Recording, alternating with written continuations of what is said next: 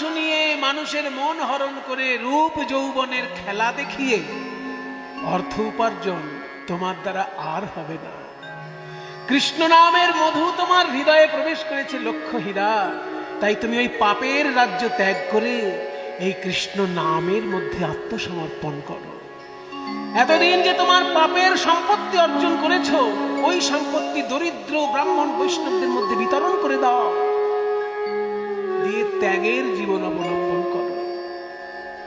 পরশ পাথরের ছোঁয়ায় লোহা হয়ে যায় সোনা, এটা শুধু কানে শোনা ছিল। হরিদাস ঠাকুর প্রমাণ করলেন, তার সংস্পর্শে এসে লক্ষ হীরাবাইজির ওই যে পাপের সম্পত্তি সব তিনি বিতরণ করে দিয়ে ত্যাগের জীবন অবলম্বন করলেন। আপনারা যদি কোনোদিন বাংলাদেশে যেতে পারেন, বেনাপোলের বর্ডার পেরিয়ে যদি জীবনে কারোর যাওয়া ঘটে, তাহলে দেখবেন বেনাপোল বর্ডার পেরোলেই 1-1.5 কিলোমিটারের মধ্যেই ওই আশ্রম এখনো আছে, যেখানে লক্ষ হীরা উদ্ধার হয়েছিল। এবং সেই লক্ষ হীরার আশ্রমে এখনো নিয়মিত হরি সংকীর্তন হয়, তার সমাধিতে এখনো নাম কীর্তন হচ্ছে। এসব সত্য ঘটনা। লক্ষ হীরা যখন চলে এলেন আবার অদ্বৈত আচার্যের আশ্রয়ে, শুনতে পেলেন অদ্বৈত আচার্যের মুখে যে কলিযুগে স্বয়ং ভগবান নেমে এসেছে, শচী মায়ের কোলে খেলা করছে। এসেছে ব্রজের বাঁকা কালো সখা দেখবি আয়, তোদের এসেছে ব্রজের বাঁকা কালো সখা দেখবি আয়, তোদের নাই নাই নাই আর তার কালো বরণ না,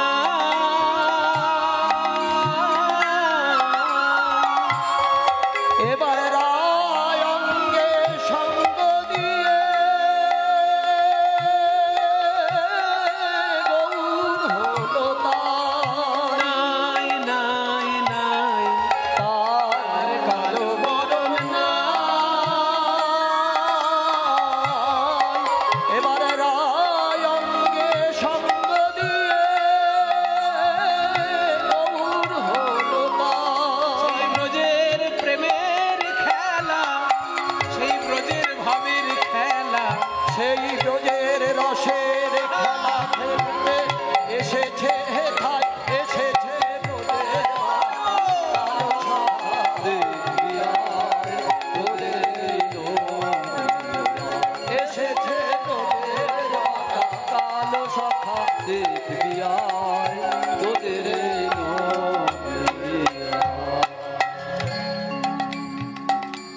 শচী মায়ের কোলে ছোট্ট ছেলে নিমাইকে দেখে হরিদাস আত্মসমর্পণ করলেন। মায়েরা, গৌরাঙ্গ মহাপ্রভুর যখন জন্ম হয় তখন হরিদাসের বয়স 35 বছর। মহাপ্রভুর জন্মের আগে সারা গায়ে বেত্রাঘাত সহ্য করেছেন হরিদাস ঠাকুর। যখন গৌরাঙ্গের জন্ম তখন হরিদাসের বয়স 35, আর অদ্বৈত আচার্যের বয়স হচ্ছে 52। তার মানে অদ্বৈত হরিদাস এনাদের কোলে পিঠে বড় হয়েছেন মহাপ্রভু। চোখের সামনে জগাই মাধাই উদ্ধার হওয়ার সময় হরিদাস সঙ্গে ছিলেন, কাজী উদ্ধার হবার সময় হরিদাস সঙ্গে ছিলেন। বড় বড় ঘটনা চোখের সামনে দেখে হরিদাস বুঝলেন যে যার নাম আমি সারাক্ষণ জপ করছি ইনি সাক্ষাৎ তিনি, তাই আত্মসমর্পণ করেছিলেন। যখন হরিদাস ঠাকুরের চোখের সামনে নিমাই সন্ন্যাসী হয়ে গেল, সমস্ত নবদ্বীপবাসী উন্মাদের মতো কাঁদছে। শচী মায়ের মুখের দিকে তাকানো যাচ্ছে না, বিষ্ণুপ্রিয়া দেবীর মুখের দিকে তাকানো যাচ্ছে না। তাই হরিদাস ঠাকুর সংকল্প নিলেন যে নিমাইকে যতক্ষণ চোখের সামনে না দেখব এই চোখই আমি আর খুলব না। তাই গৌরাঙ্গ বিরহে কে কেমন ক্রন্দন করছেন বাসুদেব ঘোষ যখন লিখছেন, তিনি পরিষ্কার ছবির মতো লিখলেন, কাঁদিছেন হরিদাস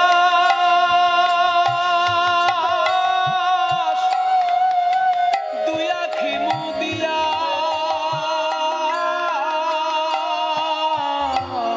কাঁদিছে না হরিদাস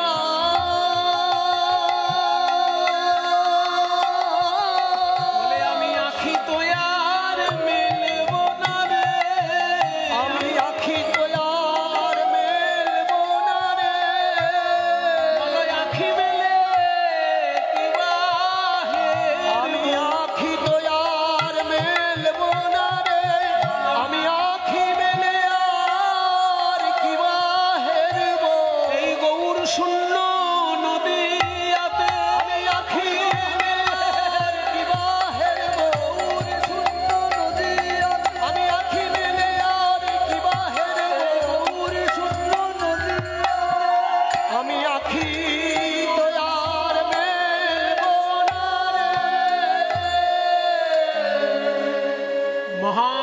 এসব ভক্তের ব্যাকুলতায় শান্তিপুরে ফিরে এসেছিলেন সন্ন্যাসের পর।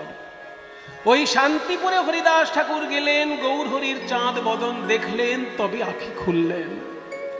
তা না হলে তিনি চোখ বন্ধ করেই কাঁদছিলেন গৌর গৌর বলে। তারপর যখন শান্তিপুর থেকে পুরীধামে চলে গেলেন মহাপ্রভু, পরে পরে হরিদাস ঠাকুরও চলে গিয়েছিলেন পুরীধামে। কিন্তু হরিদাস ঠাকুর থাকবেন কোথায়?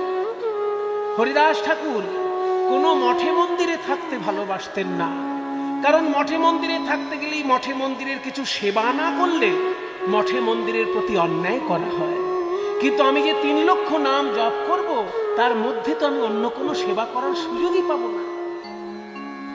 তাই কোনো মঠে মন্দিরে হরিদাস ঠাকুর থাকতেন না, একটা গাছ তলায় থাকতেন। কোন গাছ? না, যে গাছটা স্বয়ং মহাপ্রভু লাগিয়েছিলেন। জগন্নাথের সেবার পর, জগন্নাথে যখন 56 ভোগ লাগে, আমরা যেমন খাবার পর দাঁতে ব্রাশ করি, তেমনি জগন্নাথের সেবার নিয়ম হচ্ছে 56 ভোগ নিবেদন করার পর একটা দন্তকাষ্ঠ দিতে হয় দাঁত মাজার জন্য। সেই দন্তকাষ্ঠটা বকুল কাঠ। তো জগন্নাথের ভোগ নিবেদনের পর যে দন্তকাষ্ঠটা নিবেদন হয় দাঁত মাজার জন্য, সেই দন্তকাষ্ঠ এনে মহাপ্রভু পুঁতে দিয়েছিলেন। আর অদ্ভুতভাবে ওই দন্তকাষ্ঠ থেকেই বকুল গাছ হয়ে গেছে। সেই বকুল গাছের তলায় হরিদাস ঠাকুর বিশ্রাম করতেন। ঝড় জল বৃষ্টি ওই গাছের তলাতেই তিনি থাকতেন, কোনোদিন গাছতলা ছাড়তেন না। ওই হরিনাম জপ করতে করতে গাছটি সিদ্ধি লাভ করেছিল, তাই তার মৃত্যু হয়নি। এখনো সেই গাছ অমর হয়ে পুরীধামে সাক্ষী দিচ্ছে হরিদাস ঠাকুর। যখন কেউ পুরীধামে বেড়াতে যাবেন, বলে দিচ্ছি কোথায় দেখতে পাবেন এই গাছ। যখন সমুদ্র তীর থেকে জগন্নাথ মন্দিরে আসবেন, সমুদ্র স্নান করে জগন্নাথ মন্দিরে আসার পথে ডান দিকে পরে যে মঠে মহাপ্রভু থাকতেন, সেই মঠটার নাম হচ্ছে রাধাকান্ত মঠ বা গম্ভীরা মঠ। ওই গম্ভীরা মঠের গা দিয়ে ভিতর দিকে চলে গেলেই সিদ্ধ বকুল হরিদাস ঠাকুরের সেই বকুল গাছটি দেখা। এখন সেখানে দুটো জায়গার মধ্যে দেওয়াল হয়েছে, তখন তো দেওয়াল ছিল না, মহাপ্রভু প্রায় যখন খুশি দেখতে যেতেন। কিন্তু এখন ওই মঠের একটা বাউন্ডারি দেওয়াল আছে, তার বাইরের দিকে একটা পাড়ার মধ্যে আছে হরিদাস ঠাকুরের ওই গাছটি। সেই আশ্রম সিদ্ধ বকুল আশ্রম বলা হয়। ওই গাছের নিচে হরিদাস ঠাকুর নাম জপ করেন। আর খাওয়া দাওয়া আমি আগেই বলেছি, হরিদাস ঠাকুর ভিক্ষা করতেন না।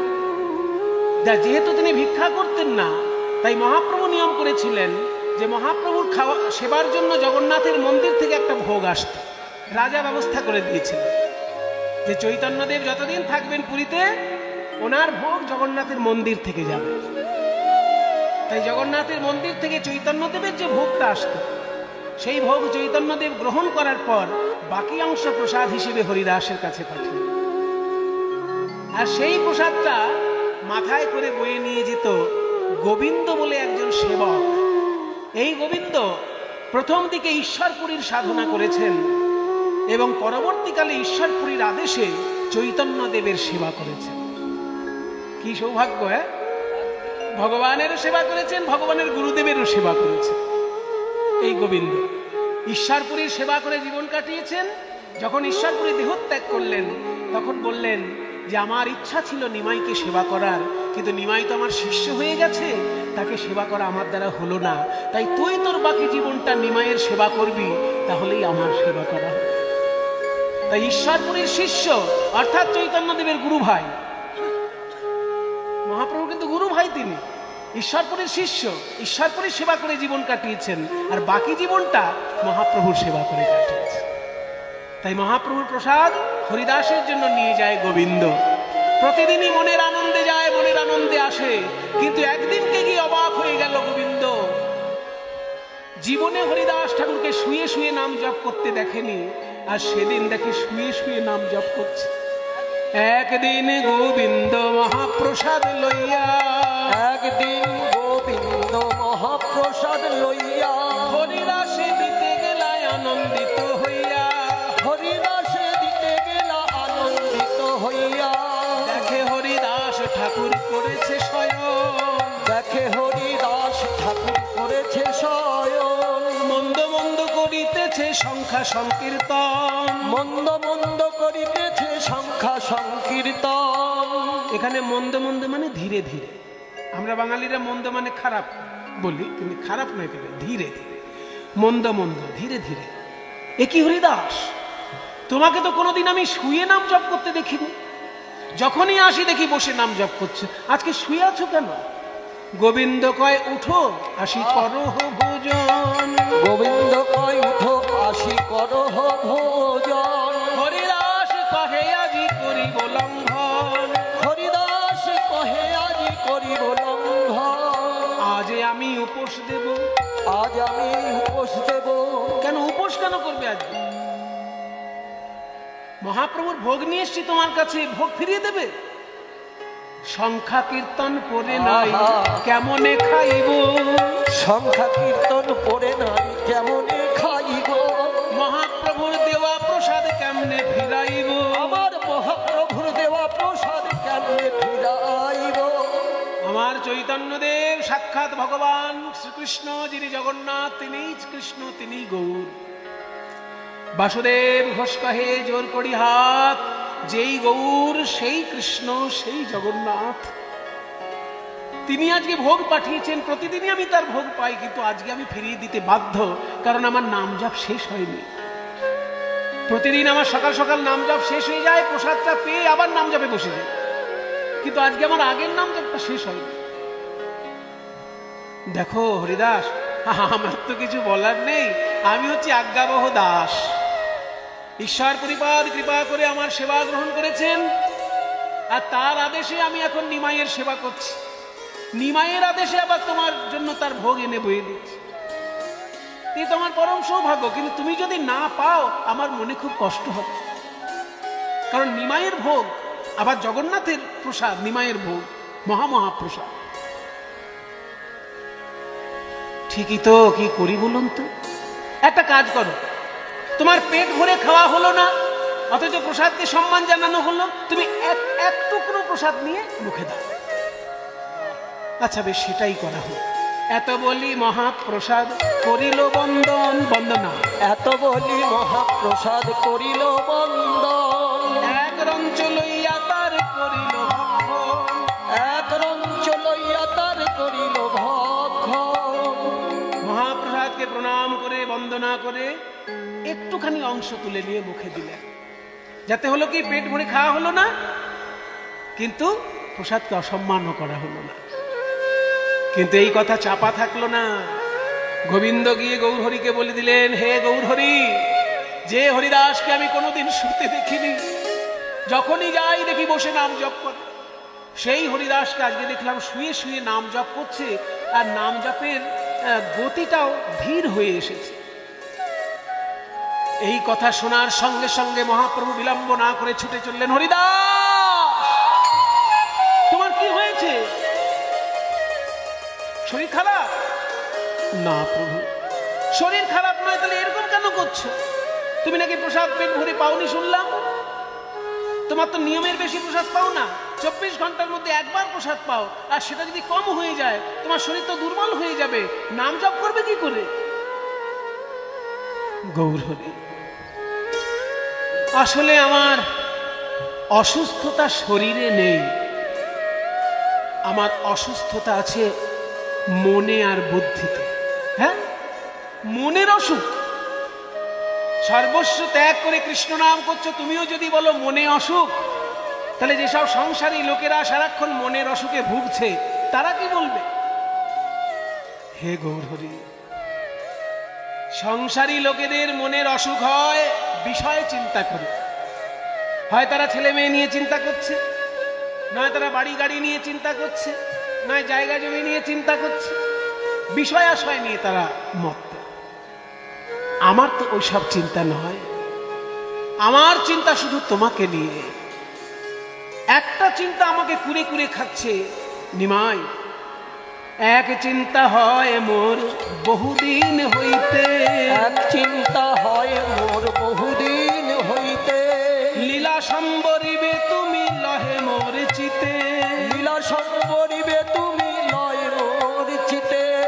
একটা আমার চিন্তা খুব হচ্ছে, তুমি বোধহয় বেশি দিন লীলা করবে না। কারণ যত দিন যাচ্ছে তোমার রাধা ভাব আরো ক্রমশ ভয়ঙ্কর রূপ ধারণ করছে। আমি শুনতে পাই গোবিন্দর মুখে তুমি নাকি হা কৃষ্ণ বলে পাথরে গিয়ে মুখ ঘষছ। তোমার মুখ রক্তাক্ত হয়ে যাচ্ছে, তবুও তুমি পাথরে গিয়ে মুখ ঘষছ কৃষ্ণ কৃষ্ণ বলে।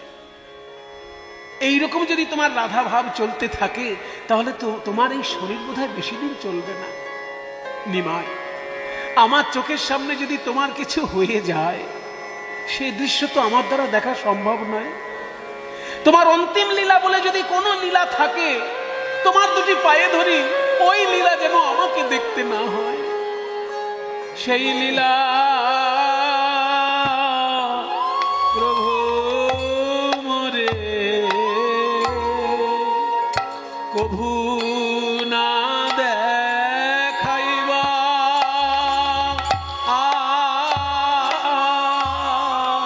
ওই সেই লীলা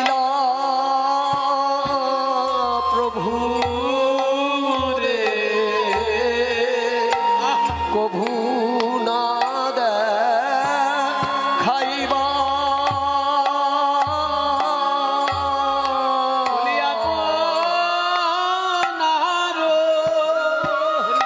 আগে মোর শরীর পাড়িবা। প্রভু হে আপনার তোমার আগে আগে যেন পারি, তোমার আগে যেন যেতে পারি। এই কৃপা করো গৌর হরি। তোমার তোমার যেন যেতে পারি। তোমার পায়ে ধরি প্রভু। এই কৃপা তোমার যদি অন্তিম লীলা বলে কিছু থাকে, এই হতভাগ্যকে যেন দেখতে না হয়, এইটুকু কৃপা করো। তোমার লীলা সম্বরণের আগে যেন আমার দেহ ত্যাগ হয়, আমি আর কিছু চাই না। বুকে জড়িয়ে ধরে গৌরহরি বলছে, হরিদাস, আমার আগে যদি তুমি চলে যাও তাহলে আমার যে কি কষ্ট হবে সেটা তুমি একবার ভাবলে না?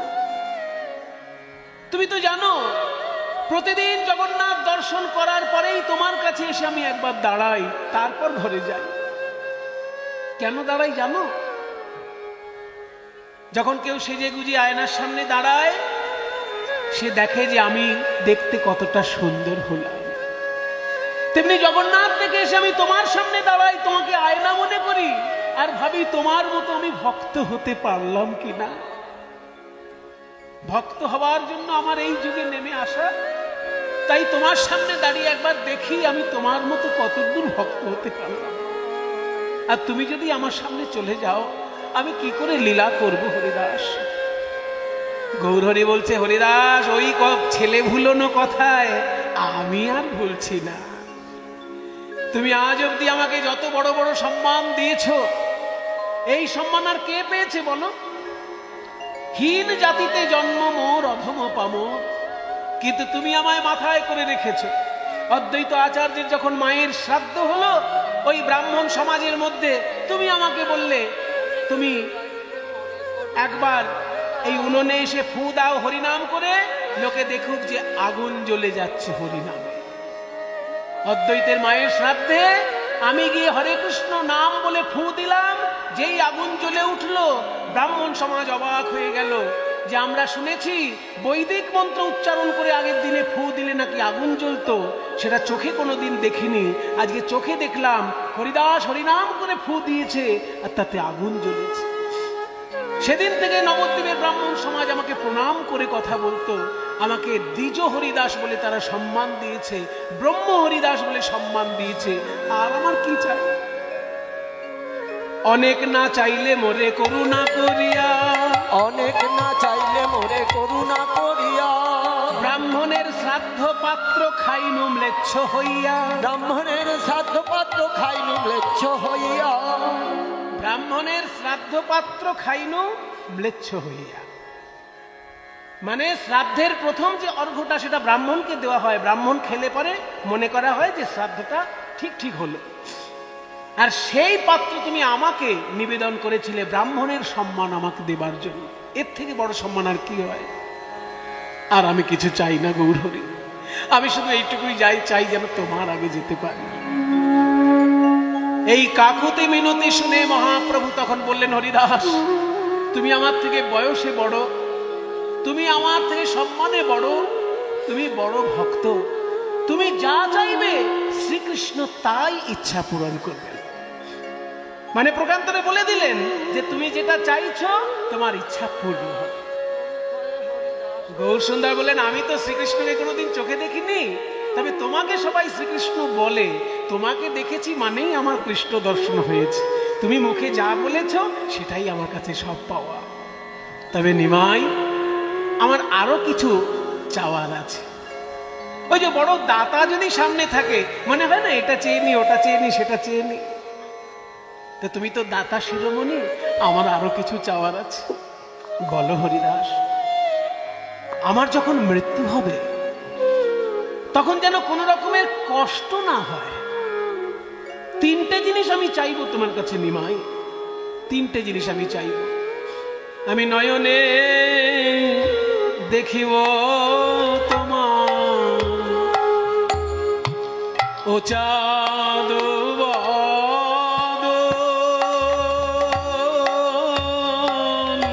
আমি নয়নে দেখিব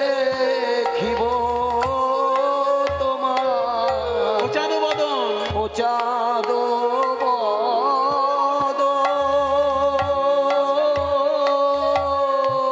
আর হৃদয়ে ধরিব ধরিব তোমার যুগল চর, জিহ্বায় উচ্চারিব শ্রীকৃষ্ণ চৈতন্য।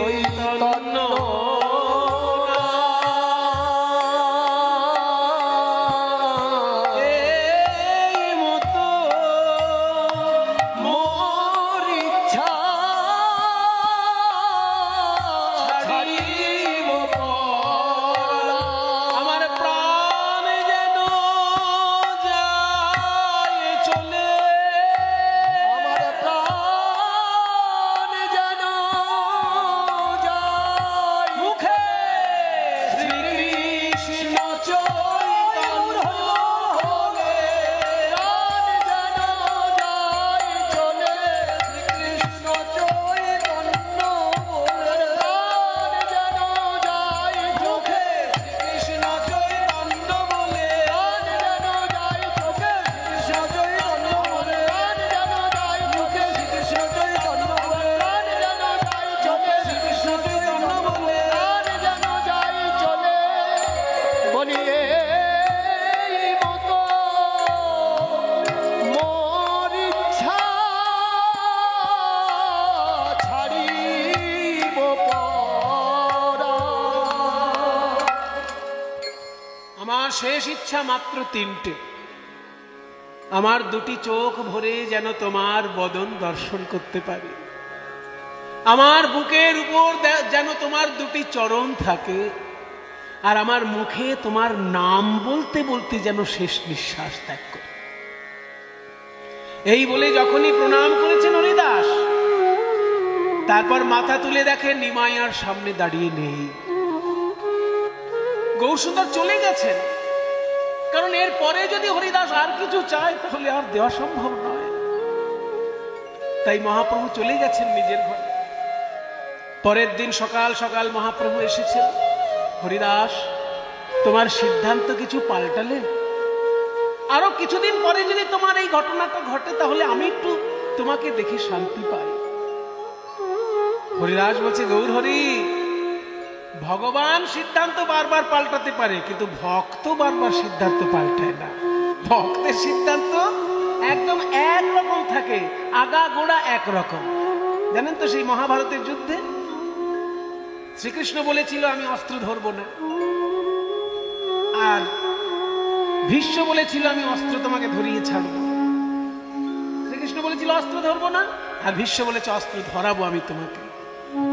এবার যখন এইভাবে যুদ্ধ চলছে, এমন মারছে একটা বাণ ভীষ্ম, শ্রীকৃষ্ণ থাকতে না পেরে রথের চাকা তুলে ধরেছেন ভীষ্মের দিকে মারবেন বলে। সঙ্গে সঙ্গে ভীষ্ম এসে করজোড়ে বলছে আমি আর তো মারবো না, কারণ এতক্ষণ আমি বাণ মেরে মেরে জর্জরিত করে দিচ্ছিলাম অর্জুনকে শুধু তোমাকে অস্ত্রটা ধরানোর জন্য। তুমি বলেছিলে অস্ত্র ধরবে না, আর আমি তোমাকে অস্ত্র ধরিয়ে ছাড়লাম। কাজে আমার সিদ্ধান্তই বজায় থাকলো, আমি ভক্ত আর তুমি তো ভগবান, তাই ভক্তকে রক্ষা করতে গিয়ে তুমি তোমার সিদ্ধান্ত মাঝে মাঝে পাল্টে ফেলো।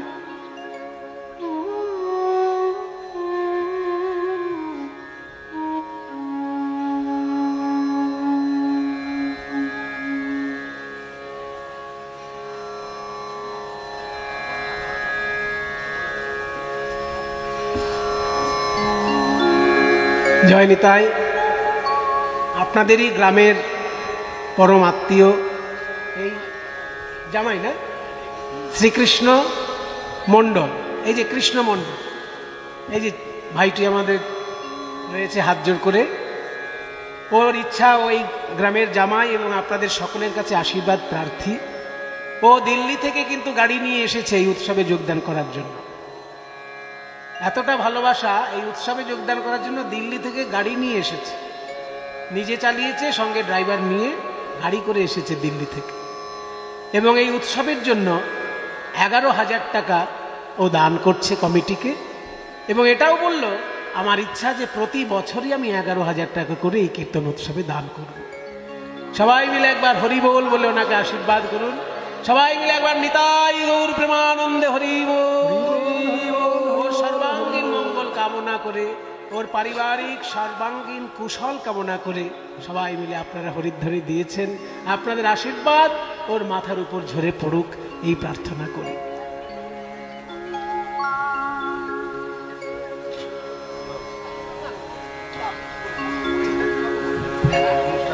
এইবার গৌরহরি পরের দিন এসে বলছেন তুমি তোমার সিদ্ধান্ত পাল্টালে হরিদাস? বলছে ভক্তের সিদ্ধান্ত তো পাল্টায় না, ভগবানের সিদ্ধান্ত যুগে যুগে পাল্টাতে পারে, ভক্তের কারণেই পাল্টায়, কিন্তু ভক্ত যেটা সিদ্ধান্ত নেবে সেটা করবে। বলে তাহলে তোমার ইচ্ছাই পূর্ণ হোক। যেই না এই কথা বলেছে, তখন হরিদাস মহাপ্রভুকে বললেন তুমি আমার সামনে বসো। বকুল গাছে হেলান দিলেন হরিদাস, আর সামনাসামনি মহাপ্রভুকে বসালেন। হরিদাস নিজাগ্রেতে মহাপ্রভু বসাইলা।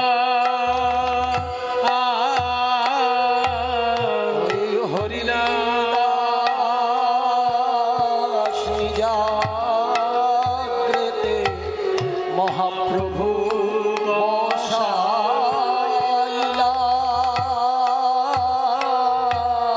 আর নিজ নেত্র দুই ভৃঙ্গ প্রভুর মুখ পদ্মে। দেখুন কি সুন্দর সাহিত্য।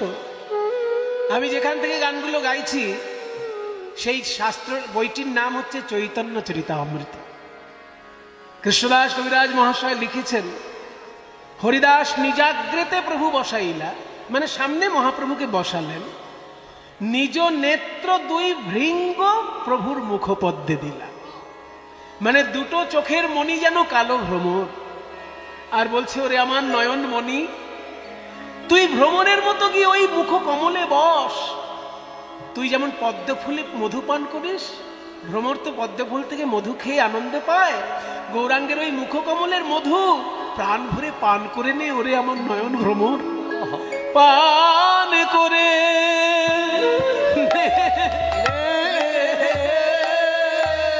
পান করে নে রে।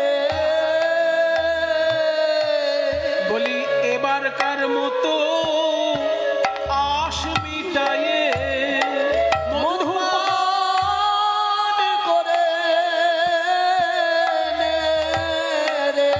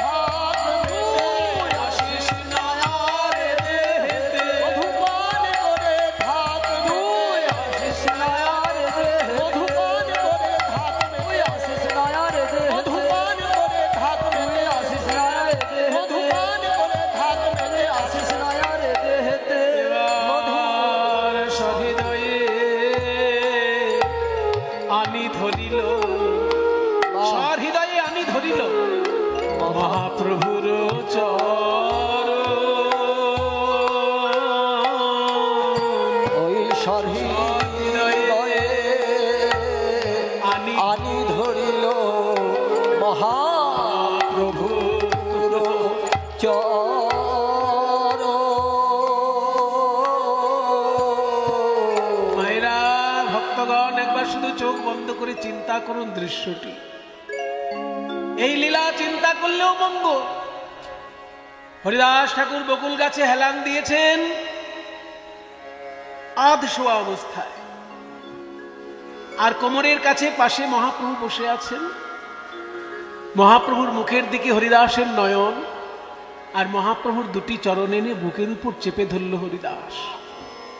আর যেসব ভক্ত আশেপাশে দাঁড়িয়েছিলেন, মনে করুন সার্বভৌম ভট্টাচার্য, রামানন্দ রায় বা স্বরূপ দামোদর, গোবিন্দ ইত্যাদি যেসব ভক্ত আশেপাশে দাঁড়িয়েছিল, তাদের সকলকে এক এক করে কাছে আসতে বললেন যে তোমরা সবাই এক এক করে আমার কাছে এসে দাঁড়াও, তোমাদের পদধূলি একটু আমার মাথায় নিই।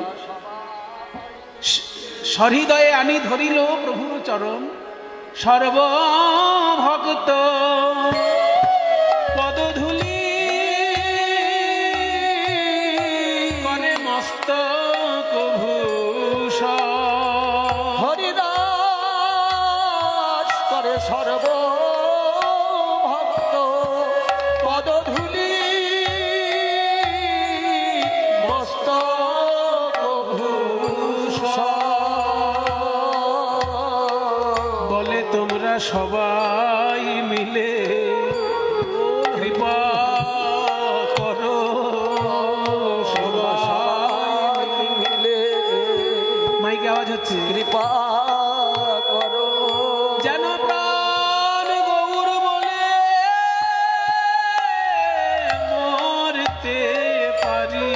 তোমরা সবাই মিলে কৃপা করো। এবার শ্রীকৃষ্ণ চৈতন্য শব্দ কহে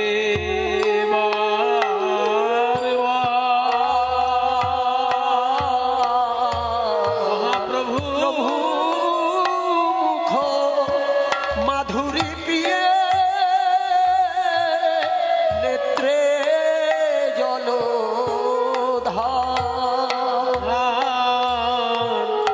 এবার শ্রীকৃষ্ণ চৈতন্য সদন করিতে উচ্চারণ,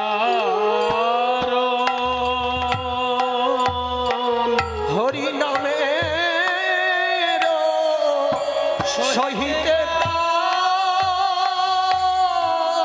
কইলা নিষ্ক্রাম। শ্রীকৃষ্ণ চৈতন্য, শ্রীকৃষ্ণ চৈতন্য, শ্রীকৃষ্ণ চৈতন্য। প্রাণ চলে যাই রে নামের সনে গেল চলে, হরি নামের সনে গেল চলে। হরি দাসের নাম ময় প্রাণ, হরি নামের সনে গেল চলে। হরি দাসের নাম ময় প্রাণ, নামের সনে গেল চলে। হরি দাসের নাম ময় প্রাণ, হরি নামের সনে গেল চলে। নাম ময় হরি প্রাণ, নামের সনে গেল হরি চলে। দাসের নাম ময় হরি প্রাণ, নামের সনে গেল হরি চলে। দাসের নাম ময় হরি প্রাণ। নামের সনে গেল চলে। যখনই শ্রীকৃষ্ণ চৈতন্য, শ্রীকৃষ্ণ চৈতন্য, শ্রীকৃষ্ণ চৈতন্য বলতে বলতে যখনই প্রাণ ছেড়ে চলে গেল, সবাই বলছে গৌরহরি, এখনো তুমি যার বুকের উপর পা দিয়েছ ওর শরীরে তো প্রাণ আর নেই। এই কথা শুনলেই মহাপ্রভু কেমন উন্মাদের মতো হয়ে উঠলেন। মহাপ্রভু কেমন যেন হয়ে গেলেন। হরিদাসের দেহটি কোলে তুলে নিলেন, আর সেই হরিদাসের দেহ কোলে নিয়ে আপন মনে নৃত্য করতে লাগলেন। হরিদাস সশরীরে বেঁচে থাকতে কোনোদিন তাকে নিয়ে তো নাচতে পারেনি, তাই আজকে হরিদাসের দেহ নিয়ে আপন মনে নাচছেন গৌর হরি। হরিদাসের তনু প্রভু লইলাই উঠাইয়া, হরিদাসের তনু প্রভু লইলাই উঠাইয়া, হরিদাসের তনু প্রভু লইলা উঠাইয়া, আর অঙ্গনে নাচেন প্রভু প্রেমাবিষ্ট হইয়া, রঙ্গনে নাচেন প্রভু প্রেমবিষ্ট হইয়া, অঙ্গনে নাচেন প্রভু প্রেমাবিষ্ট হইয়া, আর অঙ্গনে নাচেন প্রভু প্রেমাবিষ্ট হইয়া। ভগবান নাচে রে, ভগবান নাচে রে, ভগবান নাচে রে, ভগবান নাচে রে, ভক্তের দেহ কোলে লয়ে ভগবান নাচে রে, ভক্তের দেহ কোলে লয়ে ভগবান নাচে রে, হরি নাচে আমার বিশ্বম্ভর, নাচে আমার বিশ্বম্ভর, হরি নাচে আমার বিশ্বম্ভর, নাচে আমার লয়ে হরিদাসের কোলে নাচে আমার বিশ্বম্ভর, হরিদাসের কলে নাচে আমার বিশ্বম্ভর, হরিদাসের কলে নাচে আমার বিশ্বম্ভর, হরিদাসের কলে নাচে আমার বিশ্বম্ভর, হরিদাসের কলে নাচে আমার বিশ্বম্ভর, হরিদাসের কলে নাচে আমার বিশ্বম্ভর। আর অঙ্গনে নাচেন প্রভু প্রেমাবিষ্ট হইয়া, আর অঙ্গনে নাচেন প্রভু প্রেমাবিষ্ট হইয়া। পরে ভক্তগণ হরিদাসের দেহটি তুলে নিলেন নিজেদের কোলে। তারপরে একটা সুন্দর খাটে হরিদাসকে সাজিয়ে নিয়ে চললেন সমুদ্রের ধারে। সমুদ্রের ধারে এসে মহাপ্রভুর নিজে হাতে হরিদাসের জন্য গর্ত খুঁড়লেন। হরিদাসকে শুইয়ে দিয়ে নিজে হাতে ফুল মালা চন্দন হরিদাসকে দিয়ে সুন্দর করে সাজিয়ে দিলেন। কোনোদিন তো ভক্তকে ভগবান সাজাতে পারেনি, তাই আজকে ভগবান ভক্তকে মনের মতো করে সাজিয়ে দিলেন। তারপরে শেষকালে হাতে বালি নিয়ে হরিবোল হরিবোল বলি গোরা রায়, আপনি সহস্তে বালু দিলা তার গায়ে। যেই না কণ্ঠ অবধি বালু দিয়েছেন, অমনি চাঁদ বদনে দেখে বলে ওগো গোবিন্দ, এই বদনে 3 লক্ষ নাম আমায় শুনিয়েছে হরিদাস, বলো এবার আমায় কে শুনাবে, এবার আমায় কে শুনাবে। হরিদাস ছেড়ে গেল প্রাণে বাঁচা ভার, হরিদাস ছেড়ে গেল প্রাণে বাঁচা ভার। আমায় দিনে রাতে নাম শোনাতো 3 লক্ষ, রাতে নাম শোনাতো 3 লক্ষ, আমায় দিনে রাতে নাম শোনাতো 3 লক্ষ। আমায় দিনে রাতে নাম শোনাতো 3 লক্ষ। ওই হরিদাস ছেড়ে গেল প্রাণে বাঁচা ভার। মহাপ্রভু এমন করছেন দেখে সকলে মহাপ্রভুকে সরিয়ে নিলেন। সেই সমাধি সম্পূর্ণ করলেন। এখনো পরিধামে সমুদ্রের তীরে সেই সমাধি আছে, আপনারা গিয়ে দর্শন করবেন, প্রণাম করবেন। তারপর মহাপ্রভু সিংহদ্বারে এসে, মানে জগন্নাথ মন্দিরের প্রধান দ্বারে এসে যারা প্রসাদ বিক্রয় করে তাদের কাছে আঁচল পেতে ভিক্ষা চাইলেন। বললেন হরিদাসের উদ্দেশ্যে আপনারা আমায় ভিক্ষা দিন, প্রসাদ ভিক্ষা দিন, পয়সা করি চাই না। এই প্রসাদ আমি অগণিত ভক্তের সেবা দেব, হরিদাস মনে আনন্দ পাবে। হরিদাসের মহাপ্রয়াণ উৎসবের তরে তোমরা আচল ভরিয়া ভিক্ষা দেহ তুই আমারে। ভিক্ষা লইয়া মহাপ্রভু অঙ্গনে আসিল। ওই সেথায় হরিদাসের মহা উৎসব করিল। যারা যারা প্রসাদ পাচ্ছেন মহাপ্রভু সকলকে প্রাণ ভরে আশীর্বাদ করছেন। হরিদাস সঙ্গে যে সমুদ্র তীরে গেলা, হরিদাস সঙ্গে যে বাবা লুকা দিলা। হরিদাস উৎসবে যে বা